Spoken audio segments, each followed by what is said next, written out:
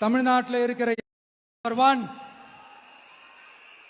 தமிழ்நாட்டில் இருக்கிற எல்லா குடும்பங்களுக்கும் உறுதுணையா இருக்கத்தான் நாம் அரசியலுக்கே வந்தோம். அந்த எண்ணத்தோட வெளிப்பாடு தான் நம்மளோட ஒவ்வொரு குடும்பத்திற்குமான உத்தரவாதம். 200 யூனிட் கட்டணமில்லா மின்சாரம். நம்பர் 2, என்னோட பாட்டி, அம்மா, அக்கா, தங்கச்சிங்க எல்லாரும் தமிழ்நாட்டில் எல்லா இடத்துக்கும் அனைத்து அரசு பேருந்துகளிலும் கட்டணம் இல்லாமலே போகலாம்.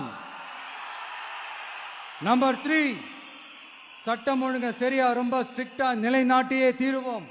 அதோட வெளிப்பாடா பெண்கள் பாதுகாப்புக்கான மிக கடுமையான சிறப்பு சட்டம் கொண்டு வரப்படும். அது மட்டும் இல்ல, நம்ம இளைஞர்களோட பாதுகாப்புக்காக போதைப் பொருள் தடுப்பு மற்றும் ஒழிப்புக்கான